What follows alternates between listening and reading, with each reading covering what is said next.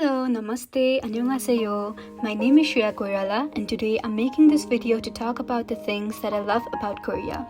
The first thing that I love about Korea is how Korea was able to turn from a rat to a rich country. According to UNIDO, the GDP per capita of Korea was comparable with levels in the poorer countries of Africa and Asia. After the Korean War, South Korea was left as a war-torn and a poor country.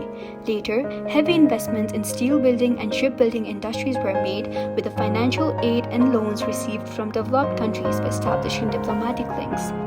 The government implemented various domestic policies aimed at improving living standards among the Korean population.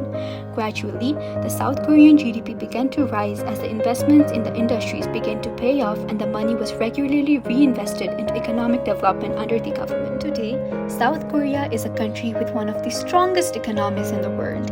Once an international aid recipient, Korea has now become an aid donor.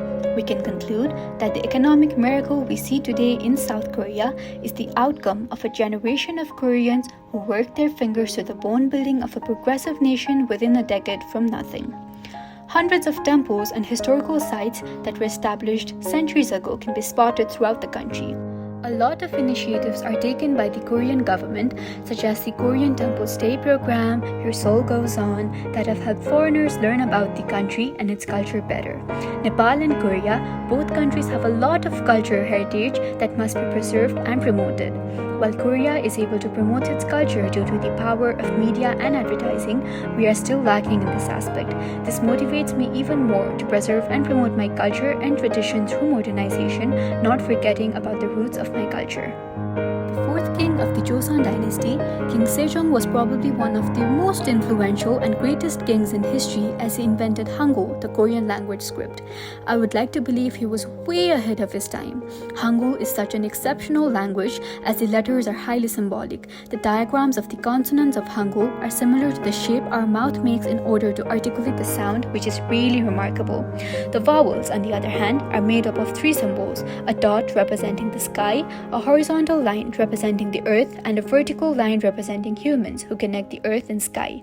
I was really fascinated when I learned about this symbolism, which in a way inspired me to actually learn the Korean language. From what I have seen in the Korean vlogs, people regularly leave their laptops, mobile phones, or keys on coffee shop tables when they go somewhere, and yet nobody steals them.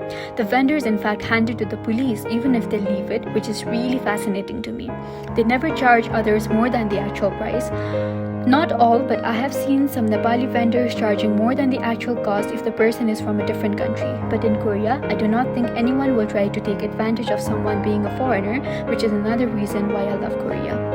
Korea was colonized for a long time, but the fact that Koreans never faltered in loving their country, culture, language, and history is applaudable. They were successful in preserving their culture and tradition beautifully while still managing to be highly technologically advanced. Today, we can see that Koreans support their own culture and goods, which can be a form of encouragement for us Nepalese.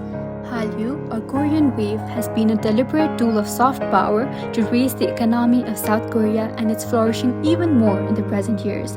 South Korea's wins in the entertainment industry in 2020, like the boy band BTS, breaking and smashing records time and again worldwide, and the movie Parasite bagging several awards at the Oscar, surely added more to the soft power toolbox of Korea, which gives me another reason to love the country.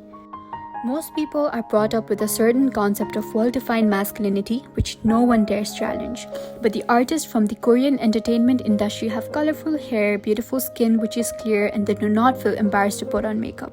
Unfortunately, this look is considered undeniably girly because the concept of men wearing makeup still remains unacceptable in many of our societies. But I love how the Korean artists throw that toxic masculinity out of the window through K-pop. That is all. 감사합니다.